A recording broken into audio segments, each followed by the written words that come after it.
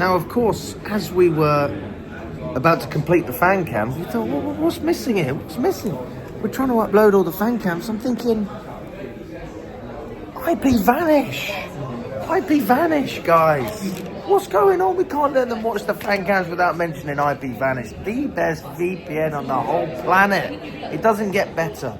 It is the best by a mile. I tell you what, honestly, you look at other VPNs out there, and I'm telling you, they don't compare. They do not compare to IP Vanish. You want to watch the 3PMs?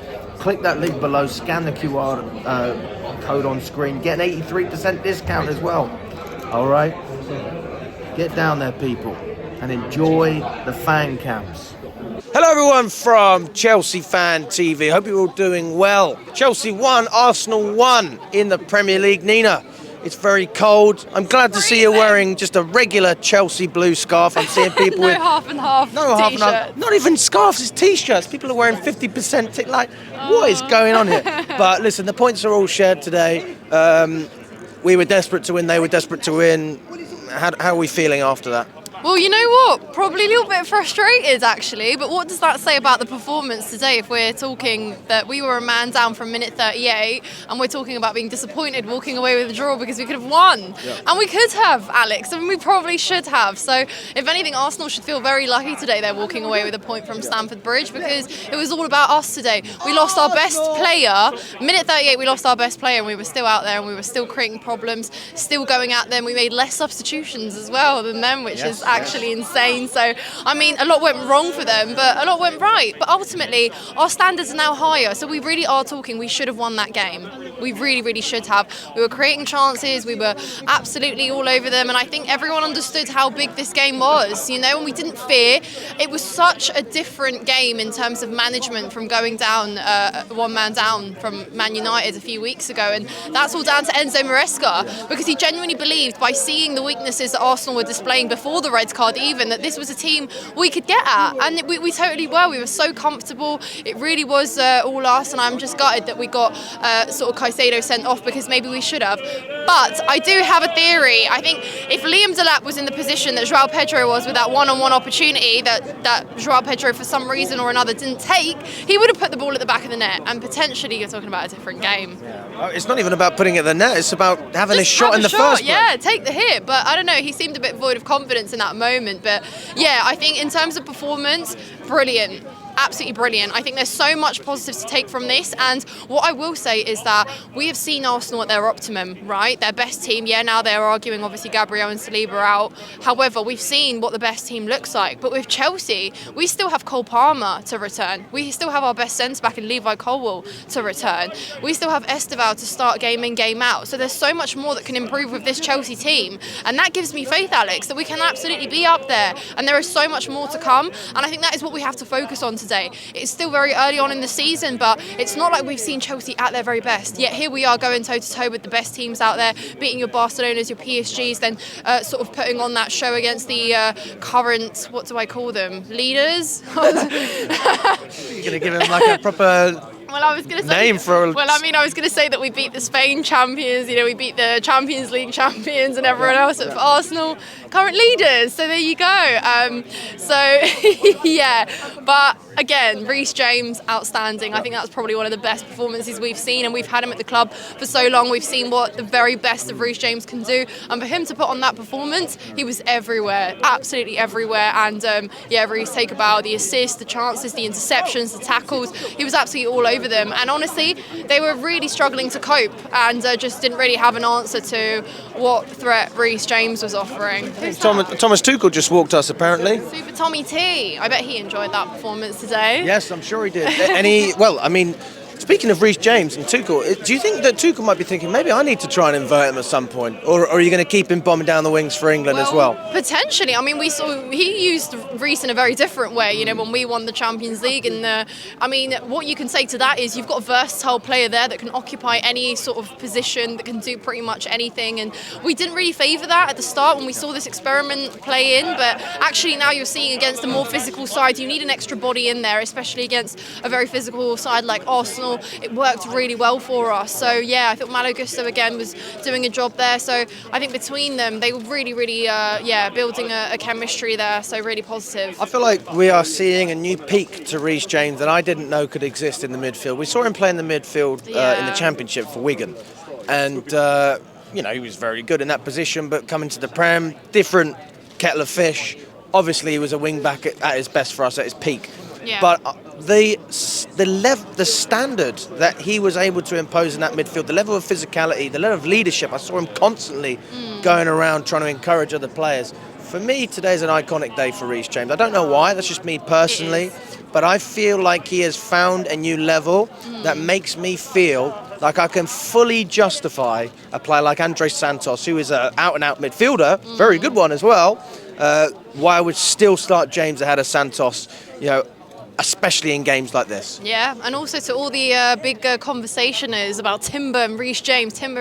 Well, Timber or Reece James? I think that performance out there tonight speaks for itself because he is everywhere. And what a diamond we have in Reece James. And if anyone understood what that derby meant today, Alex, it's Reece James. I'm sure he was giving every single player an individual pep talk before the game saying, get out there and play this game. And there was so much belief as well, Alex. Do you know what I mean? These players came out and they weren't intimidated by all the conversation beforehand of Arsenal saying, oh, this is going to be a walk in the park, Chelsea haven't beaten us at Stamford Bridge in X, Y, Z years, and this is all us, this is totally us, because I was hearing we're getting beaten 2-3-0, we're not even scoring today, but I mean, come on Arsenal, you had a man advantage for more than one half and still you couldn't really do anything, so... I mean, it's not just a belief with the players, though. I think a lot of Chelsea fans thought that we could win this game, and they weren't wrong. If we had 11 men, I think it would have been clear, to be honest. Yeah, well, I think I remember saying that Burnley would be a tougher game than Barcelona and Arsenal, and I think I would say I am right. It was a tougher game, and actually the performance against Burnley was the worst of all three. So that's what you can say there. So thanks, guys, for clipping me up. I'll tell you what. I mean, speaking of the next few games, then, what's your predictions for December? How are you feeling going into that period? I think December was almost our make or break last season. It was actually a break more than anything because we actually started struggling. We went downhill in terms of results. Do you remember that kind of bad streak began? Up until Christmas, we were okay, and then it went downhill. And then it went downhill, So December is a really big month, ahead of a January transfer window especially, but we have players returning. I'm actually quite happy to see that Cole Palmer didn't come on today because it means that you get to give him the full recovery because at the end of the day it isn't about this one game. We need Cole for the whole entire season, so this wasn't a trade-off we were willing to make today just for him to come on and get some minutes. Don't get me wrong, I would have loved to see him in action, maybe in some way if there wasn't the red card, maybe he's a little bit more involved, but again, we have Cole Palmer coming back. That's massive for us, Alex. We've done well. I think we can do even better because he elevates everyone around him. I think we'll see a better João Pedro when Cole Palmer's back. I think we'll see a better Neto even. We'll see Esteval linking up with him. So that's just a real big positive there. You're putting more goals into the team, more presence, more domination in those attacking areas as well, especially in that 10 role because no one does it as good as Cole Palmer. Let's be real at Chelsea. And we've coped well, fine, perfect. But so that's a massive bonus for us. But we've got Leeds coming up next. That'll be a tough game. There we go. We're back at it again. We're back at the tough games. But I think it's so important we go on a little bit of a momentum sort of winning streak in the Premier League. I know that was halted a little bit today, but it's a big boost to build off this, and I think it'll be really extremely positive. I mean, it's so early on still, but if we can go on a bit of a run now through this December run, it puts us in a great position because let's be real, it is still so tight. The narrow point gap between all the teams in these sort of positions, it's very, very little. So we can't really get ahead of ourselves. But I think, again, like I say, I will reiterate, Enzo Maresca's showing that he has something up his sleeve every single time we come up to play an unbeatable team, right? That gives me faith that he knows what he's doing with his team and he's unlocking these nice sort of positions for players. You see a maybe solid duo centre-back forming here in Chalobah and Fofana.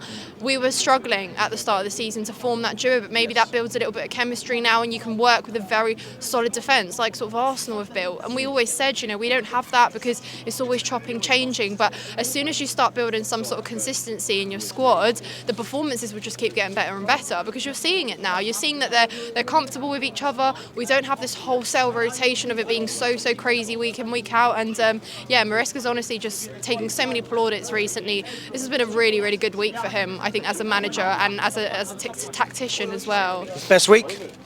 Probably, but I think, you know... Now, to be fair, let's not... The trophy's The probably over. Trophy, yeah. I mean, and again, look at that game against PSG. Like, nobody gave us any chances. I mean, PSG were on an 8-game or something ridiculous like that streak of not conceding a single goal, and then they conceded 3 on the night against us. So, again, nobody gave Chelsea chances, but this is what we love. However, what I will say to that is I don't want us to play the underdog gimmick anymore, because Chelsea is a great side. Chelsea is a great side, and we have something really special building. And I think that, you know, we should stop diminishing and undermining ourselves, because we are a good side. You know, we always had this, I mean, I even had the habit of saying we have a young team, it almost became a bit ridiculous. Yes, we have a young team, but there is now a lot of leadership, there is a lot of maturity forming here as well, and I think that we have something really special forming. Well, you know, when you talk about maturity, you talk about the fact that, you know, we're better than people give us credit for, or we give ourselves credit for. Yeah. We built that belief. I mean, as a club, we built that from the ground up, because we knocked everything down from the Abramovich era. Yeah. And, you know, apart from James, obviously, players like that, you know, very, very small reminiscence. But now we're at a stage where, you know, we're gliding up and we're making progress. Maresca's not wrong. We are improving. We're getting better. We look better than last season. I mean, that's a fact. Absolutely, yeah. And again, if this can be a more convincing campaign in terms of not struggling to just secure top 4, we don't want that. We want to push, again, the likes of Arsenal, who we did tonight, with a man down. This is what we wanted to. I know I said we want to, and we need to beat your sort of Liverpool, Cities and Arsenals in order to do that. We already did that with Liverpool, who kind of fell off a cliff after that. However, what I will say is you need to beat those teams at least once. We haven't done that, so this is the season, right? Go register a win. I think we play City in January, if I'm not wrong. Yeah. And again, you know, they're just sort of hovering. Are we level on points with City right now?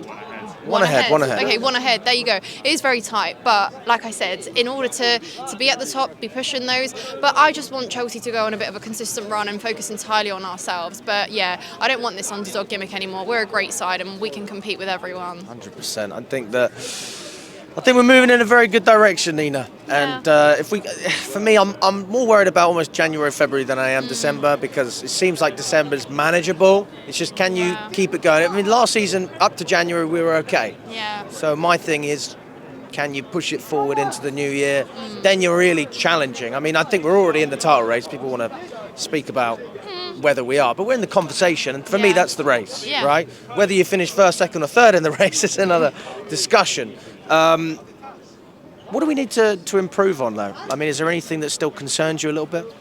I think perhaps again in the final third, I think we need to be a little bit more clinical. I think that was there to see tonight. You look at João Pedro with that opportunity, like I mentioned earlier.